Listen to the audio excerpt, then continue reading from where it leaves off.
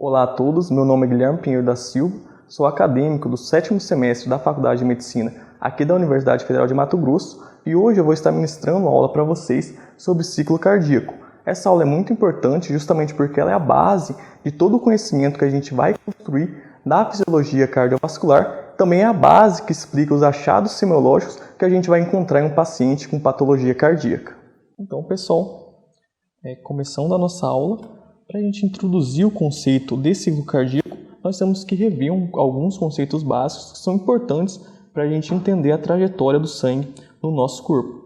A gente tem uma aula completa do professor Flávio sobre esse tema, sobre a grande circulação e a pequena circulação. A gente vai deixar o card do vídeo dele aqui na tela e vocês podem conferir uma explicação mais completa sobre esse tema. Então, explicando aqui como ocorre a circulação do sangue no nosso corpo, primeiramente, nós temos o sangue venoso vindo da periferia através das veias, acaba chegando no átrio direito por meio das veias cavas. Esse sangue que está no átrio direito, ele passa para o ventrículo direito, passando ali pela válvula atrioventricular, que seria a válvula tricúspide. Consequentemente, esse sangue no ventrículo ele é ejetado para o tronco da artéria pulmonar, chegando nos pulmões e passa ali através da válvula pulmonar. Nos pulmões, esse sangue que não está oxigenado, ele recebe a oxigenação, o processo conhecido como hematose, e o sangue volta já oxigenado por meio das veias pulmonares até o átrio esquerdo. Do átrio esquerdo, o sangue passa para o ventrículo esquerdo por meio ali da válvula mitral e, consequentemente, o sangue presente no ventrículo esquerdo ele passa para a aorta, passando ali pela válvula aórtica. Consequentemente, esse sangue já oxigenado, ele vai irrigar todos os tecidos do nosso corpo. E é esse caminho que a gente tem que entender para compreender como ocorre o ciclo cardíaco. Falando agora inicialmente sobre o ciclo cardíaco ele é definido nada mais nada menos como o conjunto dos eventos cardíacos que vai ocorrer entre o início de um batimento e o início do próximo batimento. É importante a gente pontuar que o ciclo cardíaco ele vai ter início no nosso sino atrial, justamente porque essa estrutura que é o nosso sino atrial, que vai estar localizada ali na parede alta do átrio direito, no encontro entre a veia cava e o átrio direito, essa pequena estrutura no nosso coração vai ser responsável por gerar os estímulos elétricos que vai acabar despolarizando todo o nosso coração. Consequentemente, esse estímulo ele vai vir pelos feixes internodais aqui, saindo do nosso nó atrial, e vai chegar até o nó atrioventricular. No nó atrioventricular há um retardo de cerca de 0,1 segundos. Esse retardo é muito importante porque ele evita que o átrio bata junto com o ventrículo. Então, é importante a gente ter esse sincronismo no nosso coração e o átrio ele sempre tem que se contrair antes do ventrículo. Consequentemente, esse estímulo elétrico ele sai do nó atrioventricular, passa pelo feixe de His e chega no ventrículo direito através do ramo direito e chega no ventrículo esquerdo através do ramo esquerdo, despolarizando todo o coração e, consequentemente, causando a contração ali do miocárdio. É importante a gente pontuar também que o ciclo cardíaco ele é dividido em dois eventos principais, que seria a diástole e a sístole. Diástole é o momento em que o coração se enche de sangue, os ventrículos se enchem de sangue, e a sístole é o momento em que os ventrículos ejetam esse sangue que foi previamente recebido. A diástole e a sístole, por sua vez, elas também são subdivididas em fases principais. A diástole é subdividida em uma fase de relaxamento isovolumétrico e uma fase de enchimento ventricular. Já a sístole, por sua vez, ela vai ser subdividida em um período de contração isovolumétrica e um período de ejeção. Tanto o período de relaxamento isovolumétrico ele vai ser caracterizado por um relaxamento das fibras miocárdicas, mas o volume dentro do ventrículo vai permanecer o mesmo, ou seja, é um mecanismo importante para a gente diminuir a pressão dentro dessa cavidade. Já a contração isovolumétrica ela seria o processo inverso, que você vai manter o mesmo volume do ventrículo, mas porém você vai aumentar a contração das fibras miocárdicas, consequentemente vai ser um mecanismo que o nosso ventrículo usa para aumentar a pressão dentro da câmara. Agora aqui a gente chega num ponto do slide, um ponto da aula que eu quero que vocês gravem e que vocês levem para a vida de vocês. É justamente essa imagem que eu quero que vocês coloquem na cabeça, que é entender que o ciclo cardíaco como realmente um ciclo, ou seja, é composto por vários fenômenos que são interdependentes entre si e um vai depender do outro para ocorrer. Então sempre a gente vai ter essa sequência e esse ciclo sempre se repete até o tempo que a gente estiver vivo. Então é importante a gente compreender essa cronologia, porque aí sim a gente vai ficar muito mais fácil de entender os fenômenos que ocorrem no coração. Então, de início aqui a gente vai ter a fase de enchimento ventricular. Perceba que o sangue ele passa e enche a cavidade ventricular. Posteriormente, aqui nessa segunda fase, a gente tem a fase da sístole atrial, que seria a última fase do enchimento ventricular, em que o sangue restante presente nos átrios passa para os ventrículos. Posteriormente, a gente já tem o início da sístole. Lembre-se que essas duas fases aqui, essas três fases aqui, perdão, elas são parte da diástole, e essas duas últimas fases aqui, elas são parte da sístole. Então, iniciando a sístole, a gente vai ter uma contração ventricular isovolumétrica, em que você vai aumentar a tensão nas fibras miocárdicas, mas o volume dentro do ventrículo vai permanecer o mesmo. Posteriormente, a gente tem a fase de ejeção ventricular, em que o sangue presente nos ventrículos vai sair para a circulação pulmonar e também para a circulação sistêmica. Posteriormente, a gente vai ter o fim da sístole e o início da diástole, que você vai ter o relaxamento ventricular isovolumétrico, em que você vai manter o volume dentro da cavidade ventricular, porém as fibras miocárdicas elas vão se relaxar, permitindo aí que a gente diminua a pressão dentro dessa cavidade. Agora, nesse momento da aula, a gente vai dividir, vai explicar exatamente cada uma dessas fases. A gente vai detalhar bem e dissecar bem esse conteúdo para que vocês compreendam o que ocorre em cada uma dessas 6 fases que a gente apresentou aqui nessa pequena figura. Começando pela diástole, a gente vai ter a primeira fase da diástole, como eu já disse, que seria a fase de relaxamento isovolumétrico. Nessa fase, você vai ter um período de cerca de 0,03 a 0,06 segundos em que há um relaxamento das fibras miocárdicas, mas o volume ventricular permanece o mesmo. Isso é muito importante porque é esse mecanismo que vai permitir com que a pressão dentro dos ventrículos diminua e fique menor que a pressão no átrio. A gente sabe, nós temos uma lei básica da física, que um fluido ele sempre tem a tendência de passar de um meio de maior pressão para um meio de menor pressão. No caso do sangue não é diferente. O sangue ele sempre vai caminhar de um meio de maior pressão para um compartimento de menor pressão.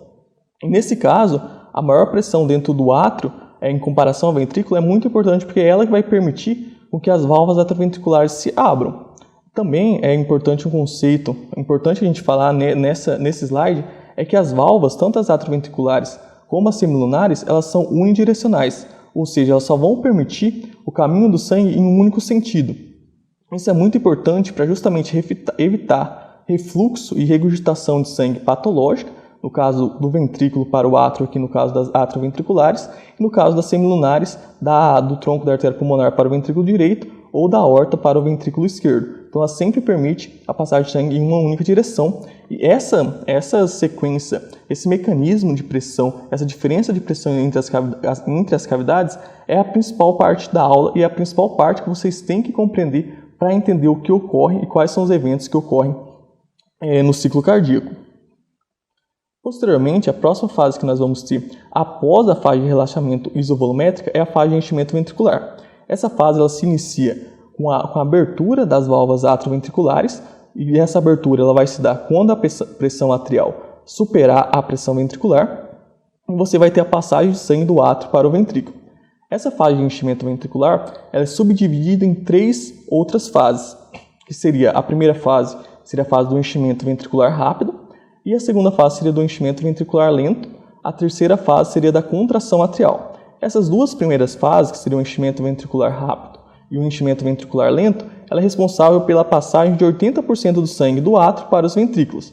Já a contração atrial, por sua vez, ela vai ser responsável por 20% desse volume diastólico final aqui que vai permanecer, que vai ficar nos ventrículos. E para entender por que a gente tem uma fase de enchimento ventricular rápido, uma fase de enchimento ventricular lento e uma fase de contração atrial, é só a gente observar as pressões nas cavidades. De início, a pressão dentro do átrio ela é bem maior que a pressão dentro do ventrículo. Logo, a tendência é que esse sangue ele passe de uma velocidade maior. Então, a gente vai ter a fase de enchimento ventricular rápido. Na segunda fase, essas pressões, essa diferença de pressão entre o átrio e os ventrículos, elas acabam se igualando, se assemelhando mais. Logo, a diferença não é tão grande. Então, você vai acabar tendo uma fase de enchimento ventricular lento, porque a velocidade do fluxo desse sangue vai acabar diminuindo. Já na fase de contração atrial, a pressão do átrio e do ventrículo praticamente se iguala. então você não vai ter mais essa passagem de sangue. E o átrio ele tem um mecanismo para permitir, para fazer com que a pressão dentro do átrio ela aumente momentaneamente e você consiga fazer com que esses 20% de sangue restantes passem para o ventrículo. E esse mecanismo é justamente o mecanismo da contração atrial, que vai ocorrer no final do enchimento ventricular e vai permitir que aumente a pressão, passe o sangue e você tenha esses 20% restantes ali dentro do ventrículo. É importante a gente ressaltar que a contração atrial ela não é totalmente essencial para a vida de um indivíduo. O indivíduo ele pode permanecer até assintomático sem essa última fase da contração atrial, porém, isso vai ocorrer justamente porque o ventrículo ele tem uma capacidade intrínseca de aumentar a sua força de contração e aumentar o volume ejetado em até cerca de 300 a 400% para compensar essa falta. Então, os pacientes com uma patologia, por exemplo, fibrilação atrial, muitos deles são assintomáticos e eles só vão ter sintomas quando submetidos a uma atividade física intensa, justamente porque o ventrículo não vai ter esses 20% finais ali, então ele vai ter um pequeno prejuízo ali, um prejuízo na hora de compensar essa atividade cardíaca intensa na qual aquele paciente foi submetido. Nesse período da aula é importante a gente analisar algumas curvas que vai representar, no caso, a variação da pressão atrial. Aqui a gente tem basicamente 3 curvas positivas, que seria a curva A curva C e a curva V, e 2 curvas negativas, seriam deflexões negativas, que seriam a onda X e a onda Y. No caso dessas ondas X e da onda Y, ela vai representar a diminuição na pressão dentro do átrio, e a onda A, C e V vai representar momentos em que a gente tem um aumento da pressão dentro do átrio. No caso, a onda A, como o próprio nome já diz, de atrial, a gente vai ter um aumento momentâneo da pressão dentro do átrio devido à contração atrial. No momento da contração atrial, a gente forma essa onda e, consequentemente, esses pacientes têm um aumento da pressão, na verdade todo mundo tem o aumento da pressão dentro dos átrios. Já a onda C, ela vai ser provocada devido à contração ventricular, em que justamente por conta do fato da contração ventricular você tem um abaulamento das válvulas atrioventriculares em direção aos átrios. Consequentemente, esse abaulamento das válvulas atrioventriculares vai causar um leve aumento da pressão dentro dos átrios. Já a onda X, você vai ter uma diminuição da pressão dentro dos átrios. Isso vai ocorrer por conta de um relaxamento que ocorre na parede atrial para que ela consiga receber o sangue vindo do retorno venoso. Posteriormente, a gente vai ter uma onda V, que vai ser o aumento da pressão atrial causada pelo próprio retorno venoso. Então, o átrio vai relaxar e vai receber o sangue. Quando ele recebe esse sangue, naturalmente a pressão dentro da cavidade vai aumentar. Posteriormente, a gente vai ter a onda Y. A onda Y vai representar a saída do átrio, do sangue dentro do átrio para os ventrículos. Consequentemente, a pressão dentro do átrio ela vai diminuir, justamente porque o sangue está saindo daquela cavidade e indo em direção aos ventrículos. A próxima fase posterior ao enchimento ventricular seria a fase que vai marcar o início da sístole, que seria a contração isovolumétrica. Nessa fase, nós vamos ter uma contração que vai durar de cerca de 0,2 a 0,03 segundos. E nesse caso, a gente vai ter um aumento da tensão, uma contração das fibras miocárdicas, porém, o volume dentro dos ventrículos vai permanecer o mesmo. Esse mecanismo é muito importante para que a gente consiga aumentar a pressão ventricular, para a pressão ventricular superar a pressão dentro do tronco da artéria pulmonar e também para superar a pressão dentro da aorta. Consequentemente, quando o ventrículo supera, a pressão dentro do ventrículo supera a pressão nesses vasos, você vai ter a abertura das válvulas semilunares, que seria, no caso, a válvula pulmonar, representada aqui, e a válvula aórtica, representada neste outro lado. Quando isso ocorre, quando a pressão dentro do ventrículo supera a pressão dentro desses vasos, consequentemente a gente tem a abertura dessas válvulas e nós temos seria um marco principal para o início da outra fase, que seria o período de ejeção. O período de ejeção ele também é subdividido em algumas fases.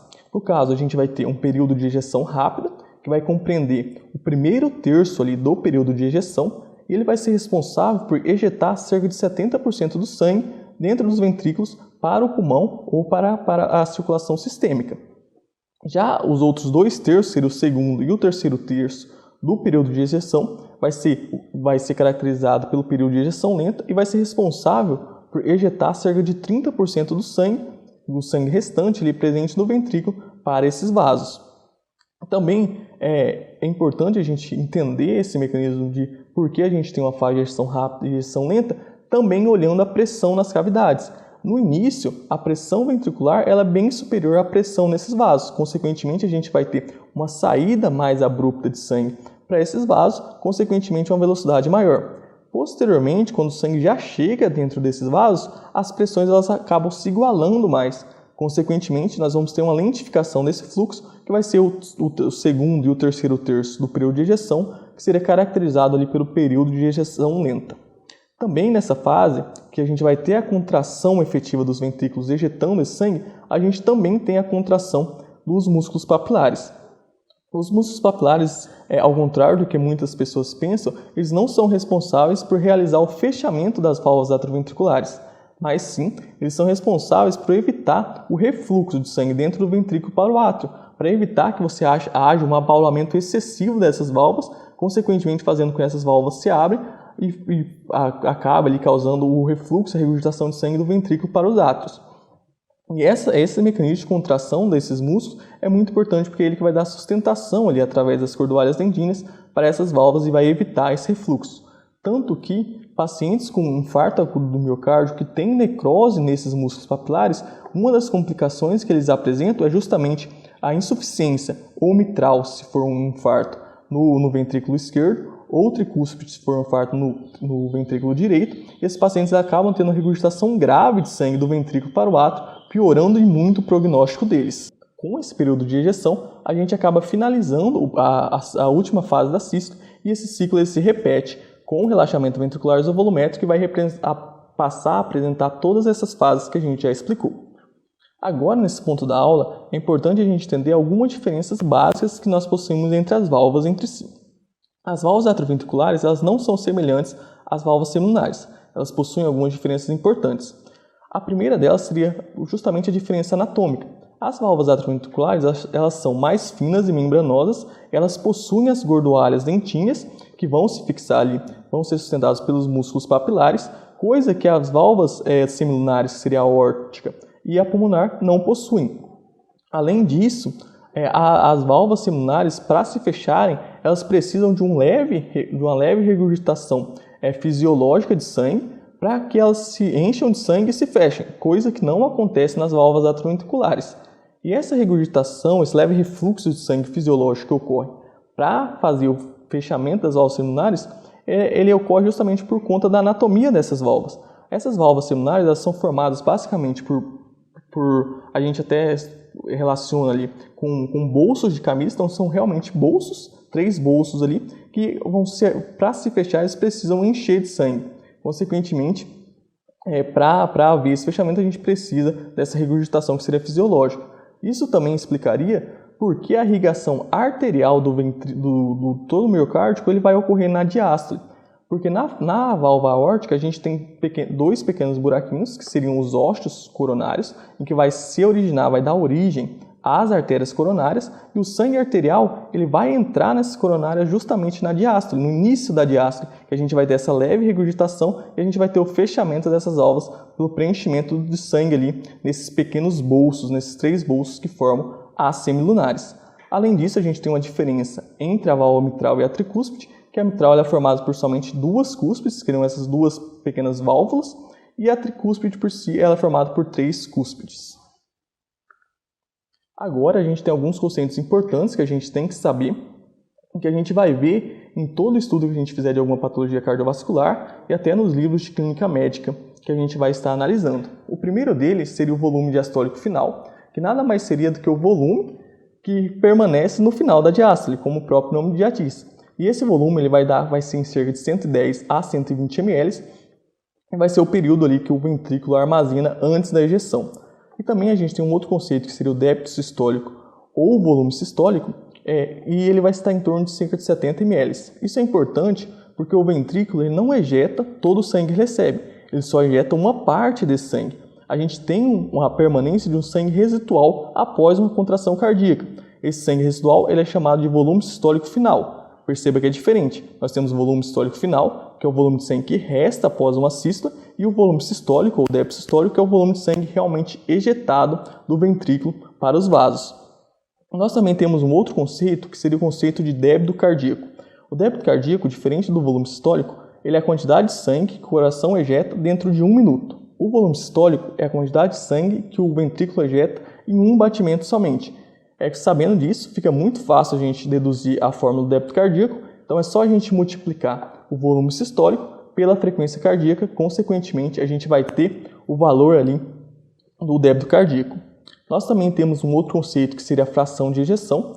A fração de ejeção nada mais seria do que a porcentagem de sangue, porcentagem do volume diastólico final que é ejetada dos ventrículos. Esse valor ele vai estar em torno de 60%, e para a gente descobrir ele também é muito fácil. É só a gente dividir o débito sistólico ou o volume sistólico pelo volume diastólico final e multiplicar por 100 para descobrir o número ali em porcentagem. Esse conceito é muito importante também, porque quando a gente for estudar algumas patologias, como por exemplo a insuficiência cardíaca, a gente vai ver que a insuficiência cardíaca é dividida em 2 grupos. Pacientes com insuficiência cardíaca de fração de ejeção preservada e pacientes com insuficiência cardíaca com fração de ejeção diminuída.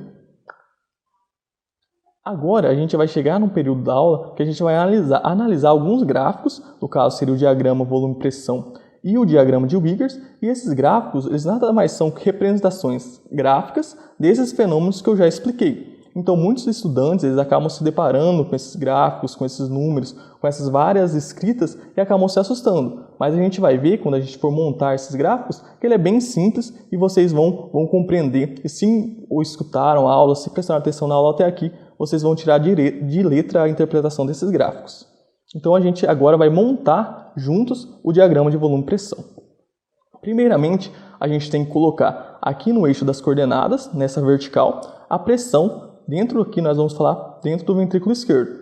Lembrar que as curvas do ventrículo esquerdo e do direito são as mesmas, só vai mudar os valores da pressão aqui. No caso, a gente vai falar do ventrículo esquerdo. E aqui no eixo das abscissas, a gente vai colocar o volume do ventrículo esquerdo.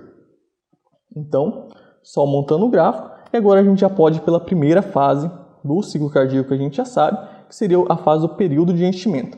Perceba que o período de enchimento ele vai se iniciar por conta da abertura da válvula mitral, nesse ponto aqui. Perceba que o volume do ventrículo esquerdo aqui, que seria o volume sistólico final, está em torno de 50 ml, e esse volume ele vai aumentar até chegar ali em cerca de 120 ml. Perceba que também a gente tem um aumento considerável do volume, porém o aumento da pressão é bem pequeno. A gente começa essa fase ali com cerca de 2 a 3 milímetros de mercúrio de pressão dentro do ventrículo esquerdo e vai terminar essa fase com cerca de 5 a 7 milímetros de mercúrio de pressão dentro do ventrículo esquerdo. Então, mesmo com esse aumento considerável de volume nessa cavidade, a gente não tem um aumento de pressão considerável suficiente para fazer ali a abertura da válvula aórtica. E, consequentemente, a gente vai ter o fim dessa fase com o fechamento da válvula mitral.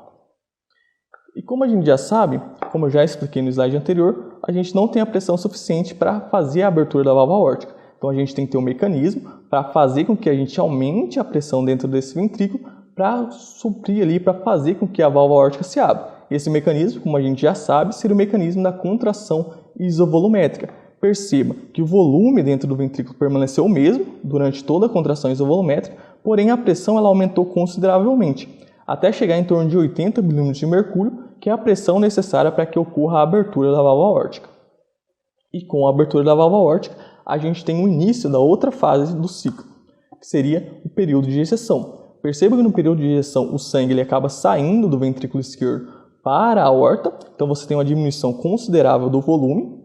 Perceba que ele vai de 120 até 50 ml, que seria o volume sistólico final, e esse período ele vai terminar com o fechamento da válvula aórtica.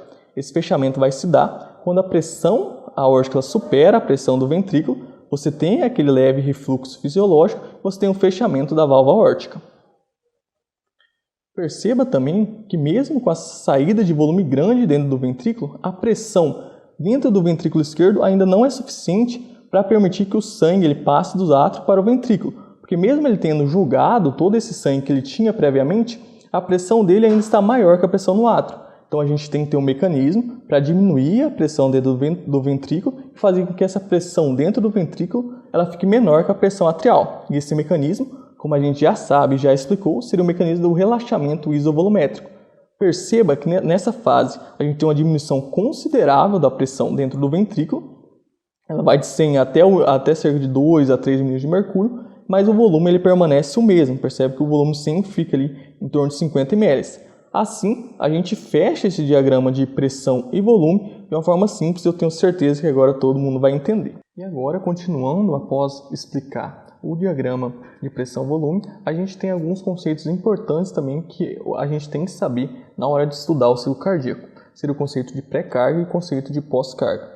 A pré-carga nada mais seria que o nível de tensão na qual o cardiomiócito está sendo submetido antes da sístole, antes da contração ventricular. Já a pós-carga seria o nível de tensão que o ventrículo tem que enfrentar para conseguir mandar o sangue dentro da cavidade ventricular para os vasos, seja a aorta ou o tronco da artéria pulmonar. Nesse caso, a pré-carga ela vai ser representada para a gente aqui, principalmente pelo volume diastólico final, ou seja, o volume que o ventrículo ele acaba recebendo ali, e a pós-carga ela vai ser representada principalmente pela pressão, tanto na aorta quanto no tronco da artéria pulmonar. E aqui a gente tem alguns gráficos, analisando o gráfico de pressão e de volume, que a gente consegue identificar e consegue ver alterações nesses dois conceitos, seriam alterações na pré-carga e alterações na pós-carga, somente analisando o gráfico. Aqui, nesse primeiro diagrama aqui, a gente observa que nós temos um aumento do volume diastólico final, ou seja, a gente tem um aumento da pré-carga desse paciente, e, consequentemente, você percebe que ele tem um período de ejeção, porém o volume sistólico final continua sendo o mesmo, ou seja, o ventrículo ele conseguiu ejetar todo o sangue a mais que ele recebeu. Esse fenômeno ele se dá por conta do mecanismo de Frank-Starling.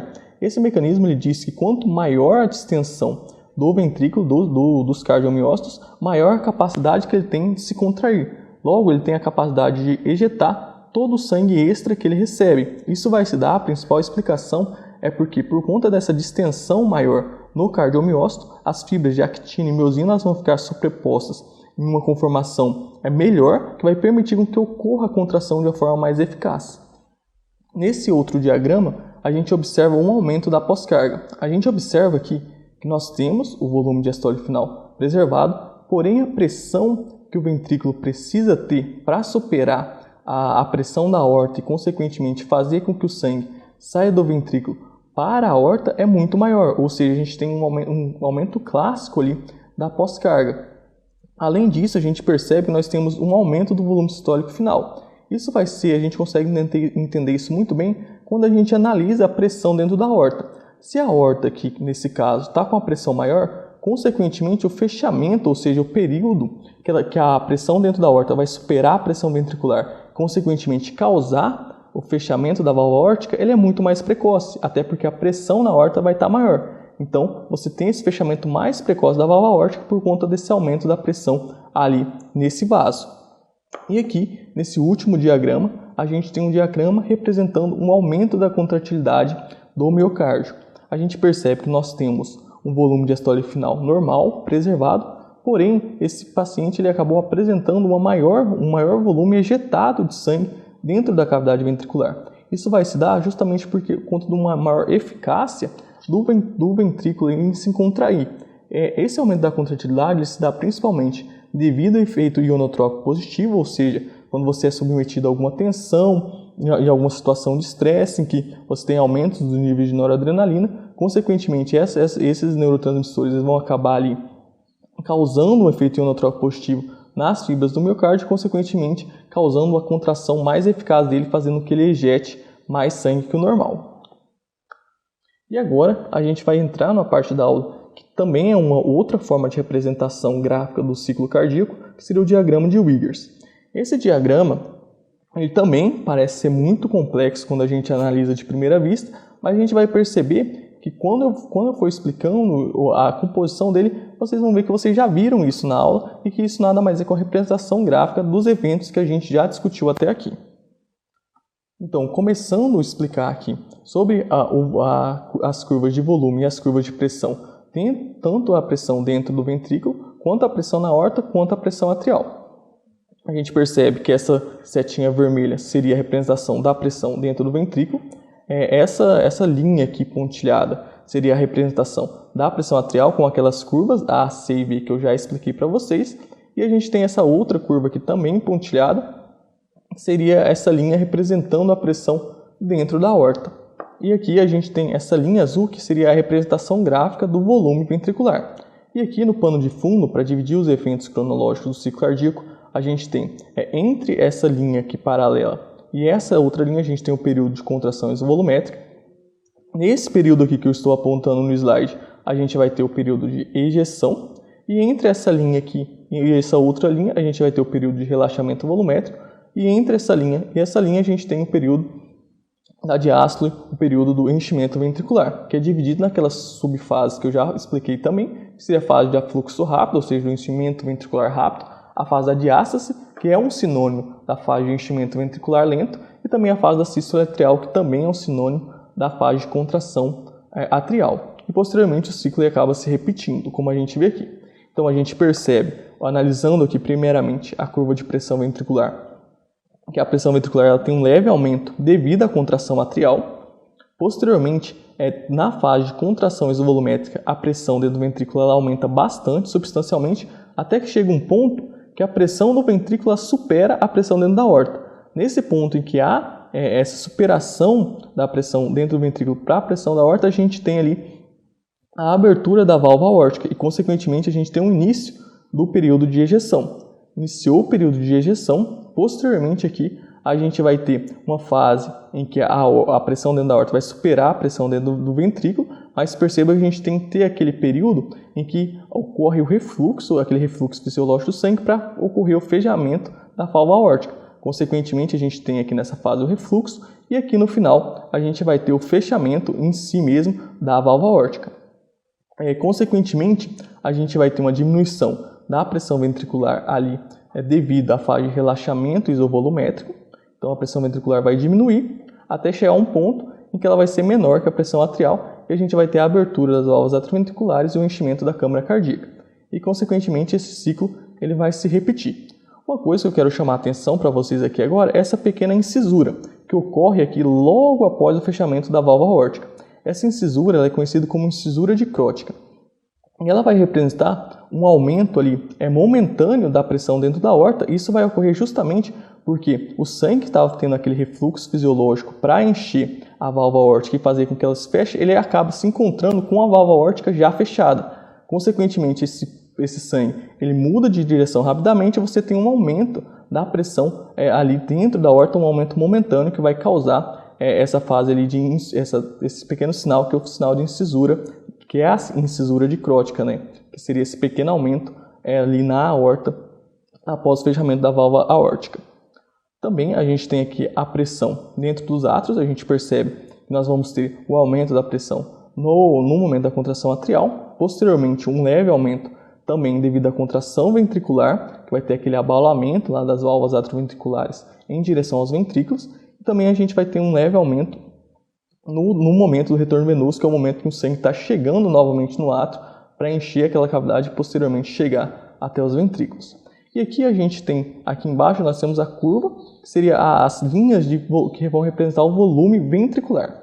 Perceba que o volume ventricular, começando daqui, ele é pequeno, ele acaba você tendo um enchimento ventricular por conta da fase da diástole, chega no ponto, ele aumenta ainda mais por conta da contração atrial, e chegando na fase de ejeção, esse volume obviamente diminui, até porque o sangue está saindo do ventrículo e chegando ali na aorta.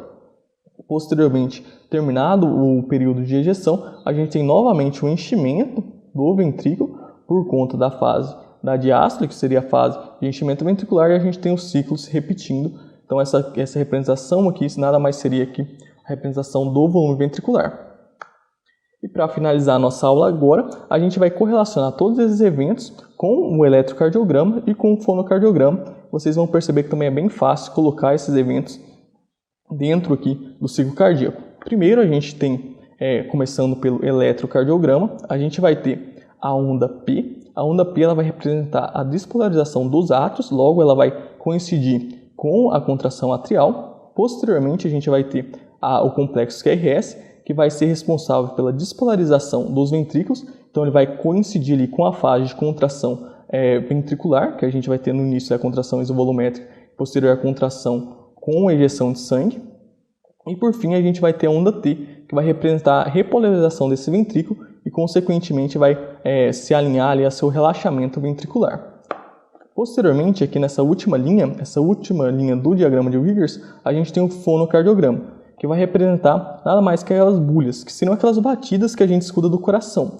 É importante ressaltar também que essas batidas do coração e o que a gente ausculta, nada mais seria do que o fechamento das válvulas, tanto as válvulas atrioventriculares quanto as válvulas semilunares. Então, a gente vai ter a primeira bulha, que seria a representação sonora do fechamento das válvulas atrioventriculares, coincidindo aqui com o fechamento das válvulas atrioventriculares. Perceba que a gente tem a primeira bulha e posteriormente a gente tem a segunda bulha, que vai coincidir com o fechamento das válvulas semilunares. Aqui a gente tem o fechamento da válvula aórtica e no mesmo momento a gente tem a segunda bulha, que nada mais seria que a representação sonora desse fechamento.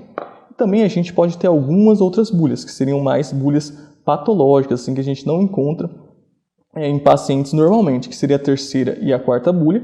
A terceira bulha ela vai ocorrer na primeira fase da diástole, que seria a fase de afluxo rápido, e ela vai ocorrer por conta de uma diminuição da complacência ventricular. Consequentemente, o sangue que está no átrio ele acaba chegando nos ventrículos, acaba causando uma dilatação súbita dessa cavidade ventricular, e a gente tem ali o encontro desses dois volumes sanguíneos, causando esse som que a gente pode auscultar aqui como a terceira bulha. E a quarta bulha a gente também pode auscultar, que a gente não tem representação dela, mas ela ocorre justamente na fase da sístole atrial, na fase da contração atrial, e ela também tem um mecanismo semelhante que em pacientes que também tem uma diminuição de complacência, porém a gente vai auscultar isso no final da diástole, ou seja, no final da fase de enchimento ventricular.